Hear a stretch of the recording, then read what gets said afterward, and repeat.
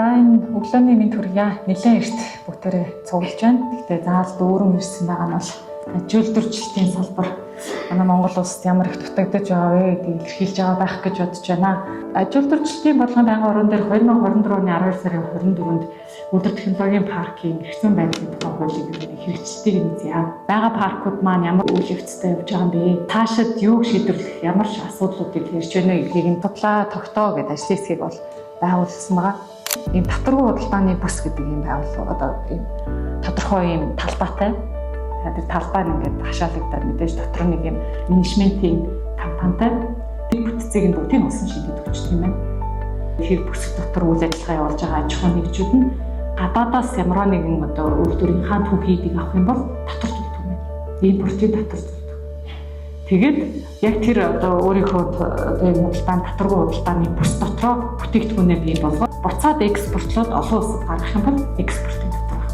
Тэрээс ямар татвар төлөгддөг вэ гэхээр тухайн татваргүй бүстэй дэд бүтцэн байгаа. Тэгэхээр дэд бүтц ашигласныхаа усныхаа төлбөр, цалгааны төлбөр, ашиглаж байгаа талбайд төлбөрөөр төлөөд ер нь төрөөс өгж байгаа юм шиг нь бойжоо том үйлдвэрүүдэд дагаад босож иж үйлдвэрүүд өгч байгаа. Магадгүй цаашдаа ертөнц Монголын өдөр технологийн парк унгаараа цэцэд юм байгуулагдлаа гэхэд одоо тэнд очиж үйл ажиллагаагаа шинээр нээхийг хүсэх стартапуудынхаа нөгөө л их олон зөвшөөрлүүдийг авах нь туслах ч юм уу. Тийм байдлаар менежментээ яг үзүүлдэг. Тэрнийхээ үйлчлэгийн хөлсөөрөө одоо оршин тогтнодог. Ийм байгаад явчих юм бол бас туршлагаар олж авсан ба.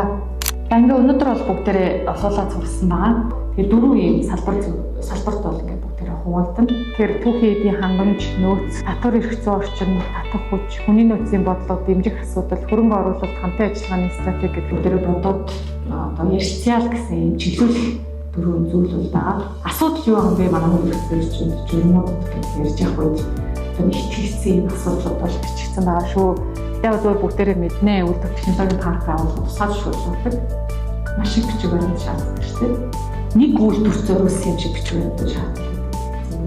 Тэгээд дахиж очиод хажууд нэг үйлдвэр баригдвал яах вэ гэдэг асуултын тэмдэг юм шиг байдаг. Тэгээд хүний нөөцийн бодлого, дэмжих асуудал. Тэгээд дэмжих асуудал гэдэг дээр боловсруулах баяжуулах үйлдвэртэй холбоотой нэгш нутгийн нөөц шийдвэрийн төлбөр өндөр байна, давхарлаад байна гэсэн асуудлууд байдаг юм. Тэгэхээр энэ дээр бас мэдээж бас одоо энийг сайн мэдж байгаа манайх орох бах сайн ярилцлаа. Ер нь татвар эрх зүйн орчин, татах хүчээ ямар байх юм бэ? Тэр нөгөө түрүүний ярьсан хотын гайлын хэлтийн бүс шиг орж ирж байгаа түүхийг дотроос нь чөлөөлөд ядаж нэг түүхийг татвар нь хөнгөлөлттэй байхаар одоо тухайн компани хурдан болж байгаа юм гэж харуулах юу гэж оруулах. За тэгээ өшөө бас нөгөө бид нар чинь гайлын одоо чөлөөт бүсийн бүстэй холбоотой зохицуулсан байдаг. Ер нь өдөр технологийн паркын тухай хууль дээр бичигдсэн хөнгөлөлтүүд бол өөр хууль дээр татвар байдаг юм байна. Тэгэхээр хэрвээ тийм бол одоо яаж сайжруулах? Арай илүү сайн байх хэрэгтэй. За хөнгөлөлт чөлөөлөлт эдлэгтэй холбоотой төрийн захиргааны процессуудыг бас хөгжүүлэх байсан. Тэгээд өөрийн өдөр технологийн паркуудыг биднээс надаас манай ажлын хэсгийн гишүүдээс илүү очиод үзсэн хүмүүс юу гэдэг вэ гэхээр их хурдан л байт юм да. Бүхэл юм их хурдан л байт. Тэгжээч бидний хүлээдгүй юм бизнес орчин хөгжиж байна. Тэгээд хурдан байлгахын тулд түүх яах юм бэ? Процессыг багасгах юм уу? Процессыг нутгаад авчих юм. Тэгээд тэр бүгдээр л шийдлүүдийг гаргаад салбар хуралдааны хин нэгэн яриад авах ингээд нийлээд суугаад угуул ширээ шиг одоо боломжоо гаргаад төгсгөлд нь одоо шийдлээ саналуудаа гаргаад Хамбатарт ороод хөндлөхөөр одоо ийм төлөвлөгөө өнөөдөр гарсан байгаа. Тэгээд манайхаа өдөртөө заах оролцоорой.